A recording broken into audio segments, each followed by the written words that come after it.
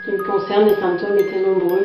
Les plus importants, c'était comme des décharges électriques dans les jambes. Elle se réveillait pendant la nuit par de violents maux de tête accompagnés de vomissements. Des engourdissements dans les mains et dans les bras. J'ai toujours eu des maux de tête. Du coup, je ne pouvais pas me servir de mon bras droit.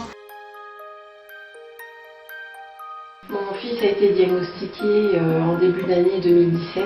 Étant moi-même atteinte par la maladie, nous l'avons fait tester.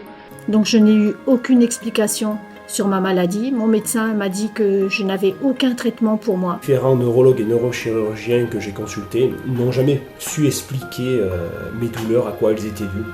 Aucun acte chirurgical, que des traitements, des antidouleurs, voilà, que des médicaments. Seul l'Institut Chiari a su répondre à mes questions et a donné un nom à toutes mes douleurs.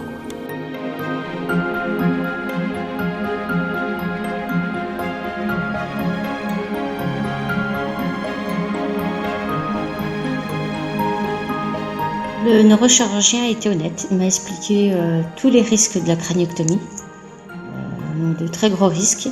Et j'ai eu un réveil très difficile selon les dires des médecins et j'ai été 2 jours complètement KO. 2 mois après la craniectomie, je me suis réveillée un matin paralysée, tout un côté, comme si j'avais eu un AVC.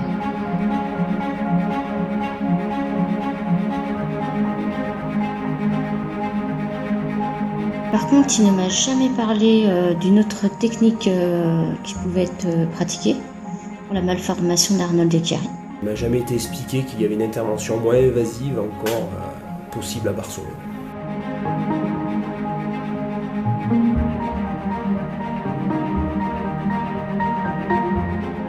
Mon fils a été opéré il y a un peu plus d'1 mois de la SFT.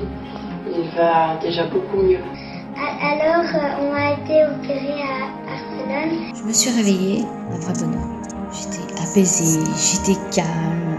Je refais de la trottinette, je cours dans le jardin, je joue avec mon chien, je fais du VTT. Donc désormais, en fait, depuis l'opération, mon état n'a cessé de s'améliorer. J'étais bien, c'était juste merveilleux, le paradis. Aujourd'hui, je mène une vie normale. Je fais de l'équitation, je m'amuse trop bien, c'est le miracle.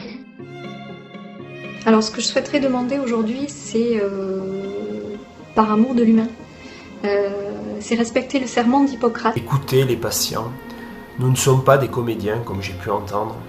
Vous avez fait des études, vous avez des diplômes, mais vous n'avez pas nos douleurs. Je voudrais qu'en France on puisse enfin reconnaître cette maladie comme telle. Et qu'ils essayent soit de faire pratiquer cette intervention chez nous, soit de la faire reconnaître pour qu'on puisse se faire opérer en Espagne dans de bonnes conditions. C'est vraiment nous aider, c'est un appel au secours.